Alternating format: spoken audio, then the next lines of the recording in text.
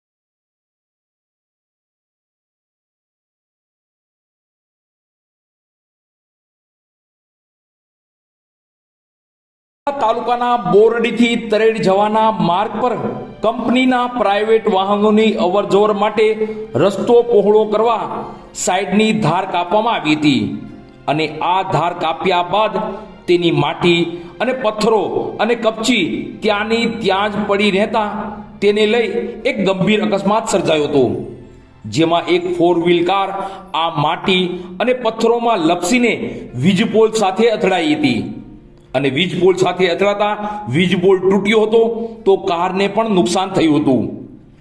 આ બાબતે મળતી માહિતી મુજબ ભાવનગર જિલ્લાના મહુવા તાલુકાના બોરડી ગામથી મહુવા જતા તરેડ રોડ પર એક વળાંક પાસે રસ્તો પહોળો કરવામાં આવ્યો છે, પરંતુ ત્યાં કાંકરીવાળી માટી રોડ પર જ રહી જવાથી વાહનો સ્લીપ થઈ અકસ્માતોની ઘટના બનતી રહે છે।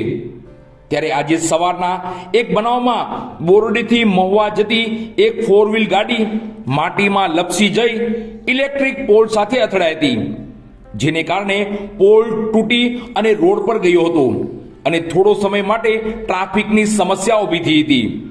તો આ પોલ તૂટી જતા 4-વ્હીલ ગાડીને પણ નુકસાન થયું હતું, પરંતુ કોઈ જાનહાનિ થઈ નથી, તે એક સારી બાબત રહી હતી।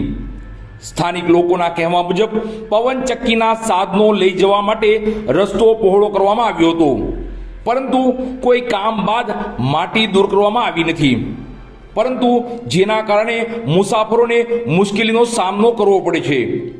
લોકો દ્વારા તંત્રને આ સમસ્યા અંગે ધ્યાન આપી યોગ્ય પગલાં લેવા માંગ કરવામાં આવી રહી છે।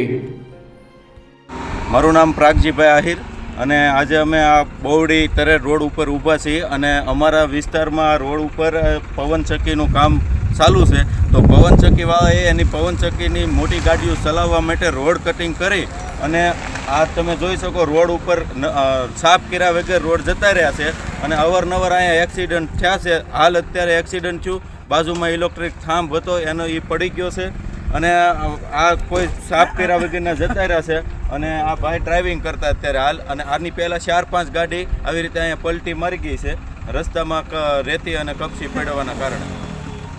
આવા અવારનવાર અહીંયા એક્સિડન્ટ થયા છે અને હજી થાય તો આનું કોઈ પગલાં લે કે પછી અમે અમારી રીતે પગલાં લઈએ, અને આમાં જવાબદારી કોની એમ કે ભાઈ કોઈ અવારનવાર એક્સિડન્ટમાં કોઈ થઈ જાય તો એની જવાબદારી કોની?